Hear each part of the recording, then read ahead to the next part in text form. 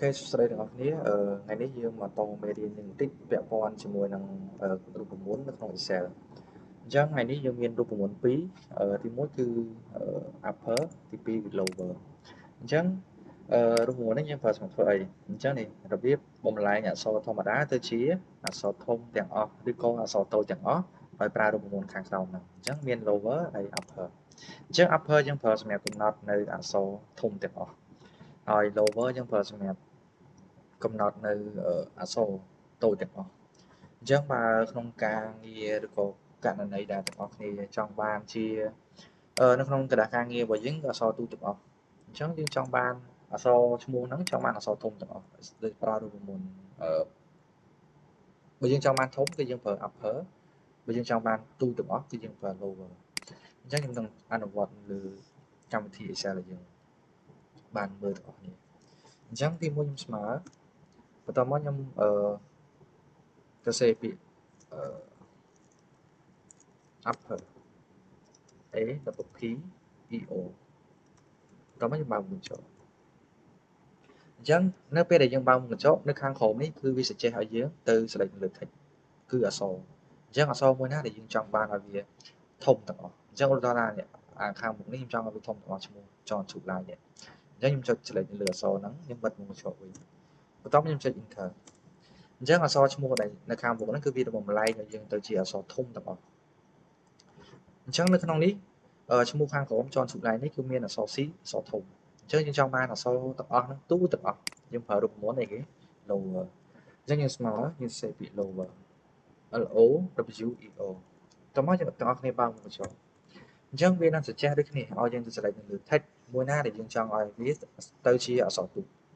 អញ្ចឹងវាមានធំផងទូចផងអញ្ចឹងយើងចុចមកបិទមុខកញ្ចក់យើង enter អញ្ចឹងវានឹងបំលែងទៅជាអក្សររបស់យើងគឺជាអក្សរទូទាំងអស់អញ្ចឹងនៅក្នុងករណីដែលទាំងអស់គ្នាមានបញ្ជីឈ្មោះការងាររបស់យើងមានបញ្ជីឈ្មោះច្រើន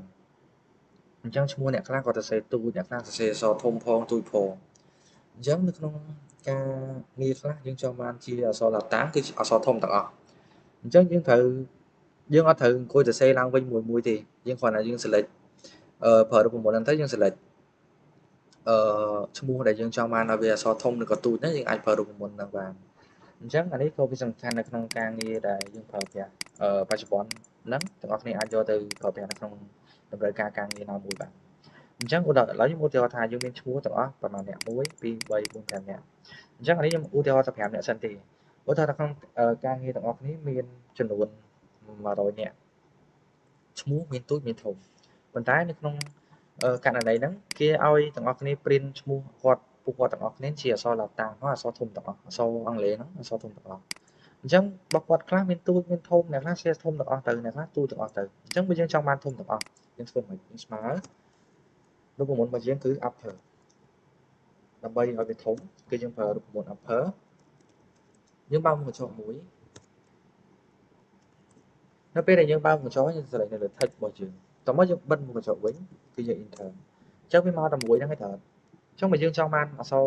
ឈ្មោះរបស់គាត់ទាំងអស់នេះដូចមាន5នាក់ទៀតនេះគាត់ចង់អក្សរធំទាំងអស់យើងធ្វើមិនយើងអាចចុចនៅលើអក្សរដែលយើងបានបំលែងមិញ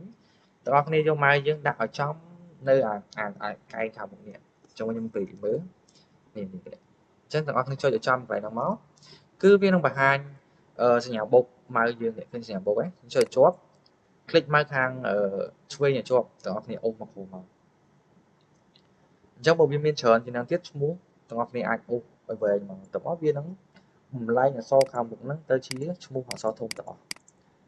ចុះឧទាហរណ៍បើគេចង់បានទូចវិញដូចគ្នាទាំងអស់គ្នាផាប់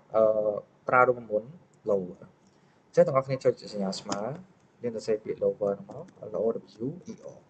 បងចុះយើងទៅ select លើ text យើងអាច select នៅលើ text របស់គេអក្សរដើមក៏បានយើងអាច select លើអក្សរដែលយើងកំពុងតែបំលែងមិនក៏បានដែរអញ្ចឹងទាំងអស់គ្នាបិទមុខកញ្ចក់ទាំងអស់គ្នា enter អញ្ចឹងវានឹងបំលែងឈ្មោះហ្នឹងទៅជាអក្សរទូទាំងអស់ដូចគ្នាទាំងអស់គ្នាចង់បានអក្សរទូទាំងអស់ទាំងអស់គ្នាអូសមកយើងមិនបាច់ធ្វើមួយទេបើយើងធ្វើមួយក៏វាបានដែរប៉ុន្តែវាស៊ីពេលអញ្ចឹងយើងអាចធ្វើអញ្ចឹងទៅរបៀបចឹងវាលឿនតោះណាអញ្ចឹងនេះគឺគ្រាន់តែជាទីខ្លះដើម្បីឲ្យទាំងអស់គ្នាយកទៅអនុវត្ត ឬក៏ឲ្យទាំងអស់គ្នាបានដឹងអំពីការបំលែងអក្សរដែរដោយសារកន្លែងនេះខ្ញុំគិតថាវាសំខាន់នៅក្នុងការប្រើប្រាស់នៅការងារខាងក្រៅនៅពេលដែលគេត្រូវការអក្សរអង់គ្លេសឧទាហរណ៍ថាអត្ថបទរបស់យើងអក្សរទូតអញ្ចឹងចង់បានអត្ថបទហ្នឹងទៅជាអក្សរធំទាំងអស់គ្នាអាចបំលែងតាមមួយទាំងបានអញ្ចឹងវីដេអូនេះមានប៉ុណ្ណឹងហើយសង្ឃឹមថាទាំងអស់គ្នាបានយល់ហើយខំស្វែងយល់បន្ថែមទៀតដល់ខ្លួនឯងដោយសារតែយើងអស់ពេលយើងថ្ងៃនេះយើង24ហើយយើងចប់វគ្គ25អញ្ចឹងមានតែប៉ុណ្ណឹងវីដេអូនេះសូមអរគុណ